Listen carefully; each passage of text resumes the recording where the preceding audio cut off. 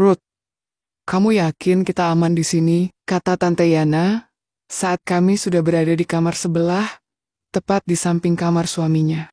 Asal Tante nggak bersuara, kita aman kok, Tan. Kataku meyakinkannya. Ia langsung mencubitku, sambil melirik ke arah kamar suaminya. Ih, bisa aja kamu, Ruth. Ya udah. Tapi, tapi, tapi kenapa, Tan? Sahutku heran. Kunci dulu ah, pintunya. Mendengar hal itu, aku pun buru-buru mengunci pintu. Dan, ya, sebelumnya sebut saja namaku Rudy. Sebenarnya ketika bertemu untuk pertama kalinya 5 tahun lalu, sungguh aku tak berpikiran aneh-aneh. Bahkan sampai mengukir kesalahan itu bersama Tante Yana. Tentu saja karena ia adalah istri Om Hendra, adik kandung ayahku. Dan ia juga sudah kuanggap seperti ibu kedua untukku. Kuakui, selain cantik, Tante Yana mempunyai postur yang ideal dengan kulitnya yang putih bersih. Bolehlah kalau kusamakan ia dengan artis Yuni Syara. Hanya saja ia sedikit lebih cabi, dengan rambut yang bergelombang panjang. Sayangnya, ia tak begitu diterima di keluarga besarku. Sebab, karena Tante Yana adalah penyebab hancurnya rumah tangga Om Hendra. Ya, selain karena Tante Yana merupakan mantan karyawan di kantor Om Hendra, ia juga sebagai selingkuhan omku itu. Keakraban mereka terbongkar, yang berujung pada perceraian Om Hendra dan Tante Tuti. 6 bulan setelah perpisahan itu, akhirnya Om Hendra menikahi Tante Yana. Itulah sebabnya, kenapa kedekatan Om Hendra dengan keluarga besarku merenggang. Apalagi Tante Yana yang usianya terpaut lumayan jauh dari Om Hendra, dicap sebagai perusak rumah tangga orang. Setelah menikah, Om Hendra dan Tante Yana pindah ke kota lain, dan memulai hidup baru di sana. Secara pribadi keakrabanku dengan mereka berdua masih tetap baik. Om Hendra sering menelponku, menanyakan kabar keluargaku melalui aku. Dan saat liburan aku kadang bertandang ke rumah Om Hendra, sampai pernah beberapa hari bermalam di sana. Aku diperlakukan seperti anak mereka sendiri, dan aku pun sudah menganggap mereka seperti orang tua kedua. Tapi, sekitar 2 tahun kemudian, sikapku pada Tante Yana berubah drastis. Dari yang semula kuanggap sebagai ibuku, menjadi perempuan seutuhnya yang kudambakan sebagai kekasih. Dan semua bermula pada hari itu. Hari di mana Tante Yana meneleponku dan mengabarkan kalau Om Hendra dirawat di rumah sakit karena terserang stroke ringan. Saat kuceritakan hal itu pada orang tuaku, mereka terkesan acuh tak acuh. Rupanya orang tuaku masih menyimpan amarah pada Om Hendra yang menyebabkan putusnya silaturahmi kekeluargaan mereka. Dan mungkin untuk menunjukkan rasa iba, ayahku kemudian menyuruhku untuk menengok Om Hendra.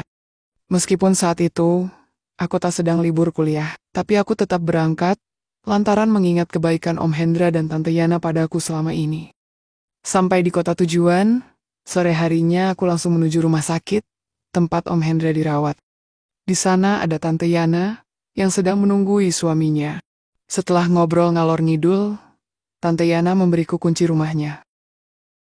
Ia menyuruhku mengambilkan baju bersih untuknya, dan Om Hendra, sambil menyerahkan tas plastik berisi baju kotor, karena Tante Yana harus bermalam di rumah sakit. Sebelum aku pergi, Tante Yana juga berpesan, agar aku tak usah mencuci baju-baju kotornya, dan aku pun mengiyakannya.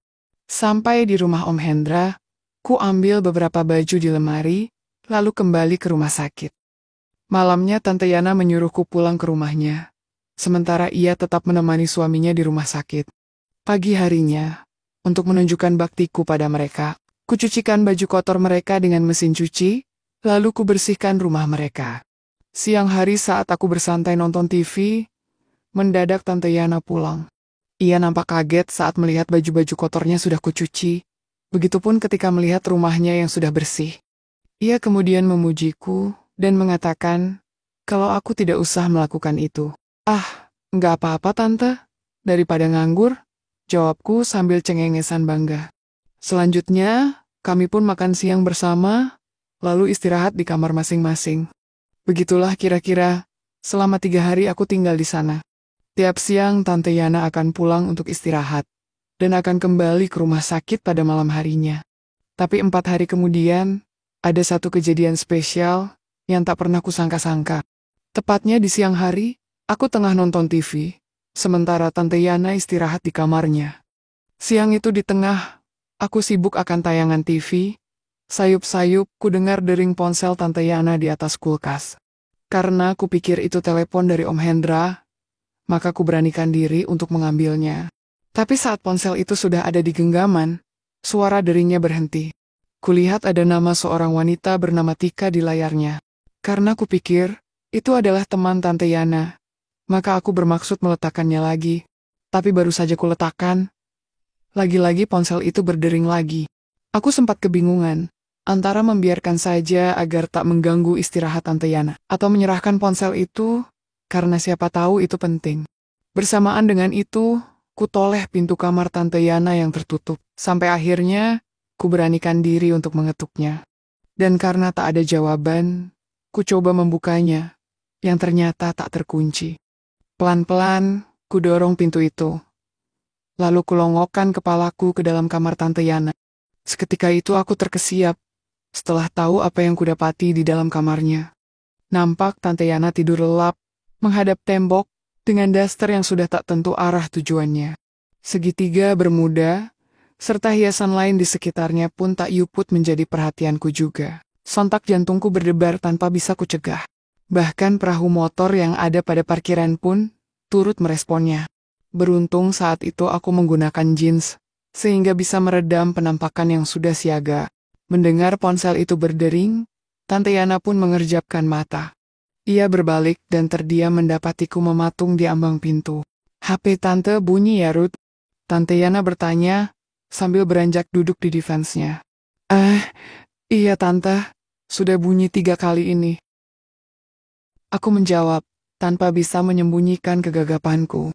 Oh alah, ini Tika, adik Tante yang bungsu, katanya, setelah aku memberikan ponselnya. Dan segeralah ia terlibat obrolan, sementara aku bergegas keluar. Pikiranku yang sudah tercemari oleh bayang-bayang indah Tante Yana tadi, memaksaku untuk menuju ke kamar mandi. Setidaknya di sana aku bisa sejenak menetralkan lagi gejolak yang terlanjur hadir. Tapi ketika aku hendak keluar dari kamar mandi, lagi-lagi gejolak itu hadir lagi. Ketika mendapati Tante Yana mematung di depan pintu, menunggu giliranku pergi. Aku menunduk ketika ku tahu ia masih mengenakan daster tadi. Tapi yang kutemukan justru penampakan pernak-pernik di balik segitiga bermuda tersebut. Buru-buru aku melangkah sambil mempersilahkan Tante Yana masuk.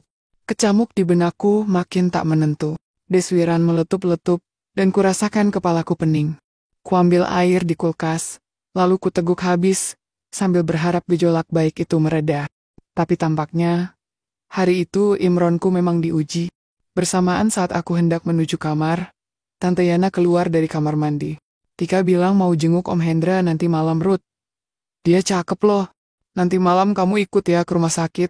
Nanti Tante kenalin kamu sama Tika, gimana? Aku tersenyum kecut, dan sama sekali tak tertarik dengan adiknya.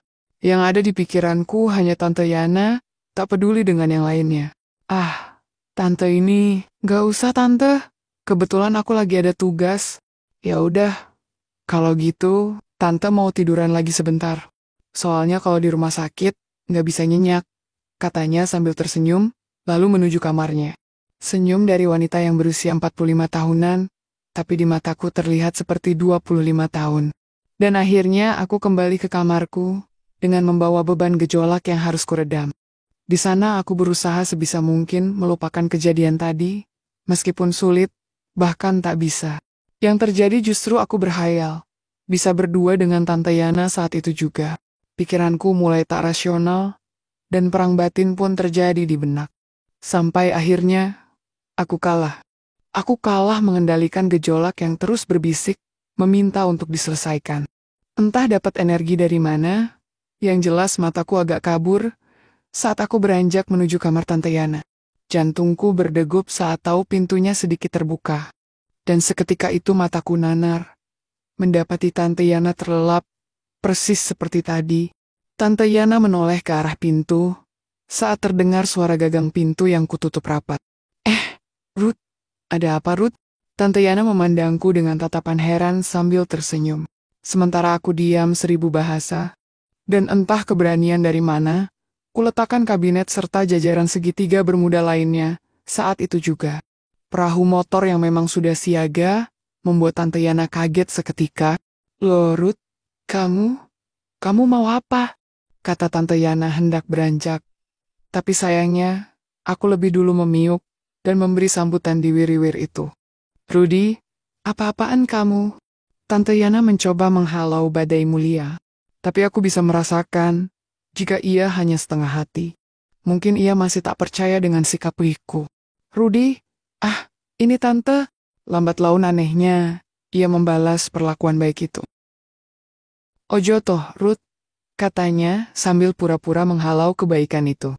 Barulah ketika jemawi itu hijrah pada pintu gerbang kehidupan. Seruan kebaikan pun bergema pertanda ia hanyut akan nirwana. Aku merasa memenangkan geloyak batin itu ketika Tante Yana akhirnya menyewah. Bahkan dengan ikhlas ia meletakkan jajaran kabinet dan buru-buru merubah haluan demi kebaikan bersama.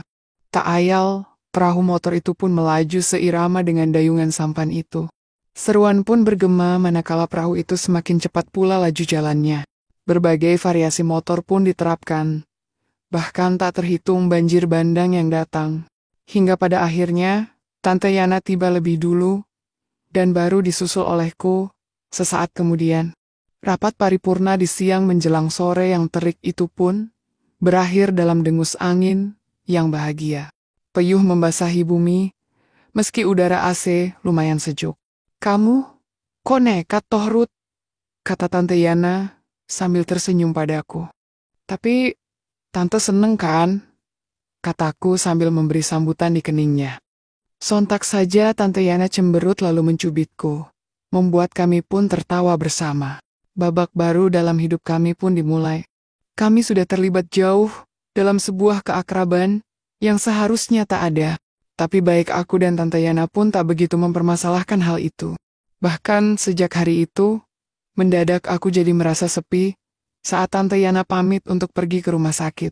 Rapat paripurna itu tak ayal menjadi rutinitas kami saat Tante Yana pulang dari rumah sakit. Sepanjang siang hingga sore tak ada waktu yang terlewatkan untuk tak mengulangi kebaikan itu. Bahkan aku dan Tante Yana makin nekat ketika aku ikut ke rumah sakit menjenguk Om Hendra. Kami menjalankan rapat paripurna itu di ruang pasien yang tak digunakan. Saat itu sudah larut malam. Lampu di lorong rumah sakit meredup. Om Hendra sudah tertidur lelap. Sementara Tante Yana membereskan tas dan menyiapkan baju-baju kotor yang harus kubawa pulang. Melihat itu, entah keberanian dari mana kenekatan itu mendadak hadir. "Tante, ikut aku sebentar yuk," kataku menarik pergelangan Tante Yana menuju ruangan pasien kosong, tepat di samping kamar Om Hendra. Tante Yana yang tahu akan maksudku pun kaget. Ia langsung mencubitku sambil melirik cemas ke arah suaminya. Rudy, kamu gila ya? Di rumah kan bisa," katanya lirih. Namun langkahnya yang ragu tetap mengikutiku. Aku pun menjawab, "Aku nggak gila, Tante. Tapi aku tergila-gila sama Tante." Tante Yana hanya tersipu sebelum akhirnya merubah haluan negara yang semula menghadapku menjadi sebaliknya. "Sat-set aja ya, Ruth. Dan selanjutnya, ya." Tante Yana berusaha sebisa mungkin untuk tak bernyanyi ria, dan aku pun tak bisa berlama-lama, lantaran bisa saja petugas datang tiba-tiba. Begitulah kira-kira keakrabanku bersama Tante Yana. Sampai seminggu berikutnya, ketika Om Hendra diizinkan untuk meninggalkan rumah sakit. Terbersit kekecewaan dalam hatiku yang sudah terlanjur terbiasa bersama Tante Yana. Kukira momen-momen baik itu akan menjadi sulit tercipta dan bisa juga akan berakhir begitu saja. Tapi tampaknya Tante Yana yang lebih paham situasi bisa mengerti kegalauanku. Ia memberikan solusi yang tak mungkin kutolak. Sambil menggenggam tanganku, Tante Yana berkata, "Kamu kan bisa datang seminggu sekali ke sini toh, Ruth? Bilang aja mau jenguk Om Hendra," kata Tante Yana yang tersenyum penuh makna. Aku pun ikut tersenyum lega. Jelas terlihat jika Tante Yana juga sangat membutuhkan kelanjutan keakraban itu. Dan memang benar seperti itulah selanjutnya. Hari Sabtu, seminggu setelah aku pulang, aku datang lagi ke rumah Om Hendra untuk mengulang kebaikan itu bersama Tante Yana. Tepatnya di malam saat Om Hendra sudah nyenyak tidurnya. Meski hanya bisa seminggu sekali, tapi baik aku dan Tante Yana sudah cukup lega lantaran kami masih bisa. Dan hal itu berlangsung sampai sekarang. Hanya saja, frekuensinya berkurang. Lantaran aku sudah memasuki dunia kerja di kota lain, yang agak jauh dari domisili Tante Yana. Aku sadar sepenuhnya telah berada di jalur yang keliru. Tapi aku punya alasan tersendiri untuk pembenaran atas semua yang kulakukan itu. Om Hendra sudah berumur dan dengan sakit yang dideritanya. Aku yakin ia tak lagi mampu memenuhi kebutuhan batin istrinya. Dan jika tidak denganku, ada kemungkinan Tante Yana akan memilih jalan pintas lain. Dan itu berarti akan menjadi bencana bagi keutuhan rumah tangga mereka. Mungkin aku mengada-ada dengan opini itu sebagai dalih untuk melancarkan urusanku. Tapi semua itu kuanggap sebagai jalan yang terbaik. Tante Yana mencintaiku dan aku pun mencintainya. Kami sama-sama tahu bahwa kami takkan bisa saling memiliki seutuhnya sampai kapanpun. Tapi setidaknya rumah tangga Om Hendra akan tetap utuh sepanjang aku dan Tante Yana bisa menjaga rahasia itu selamanya.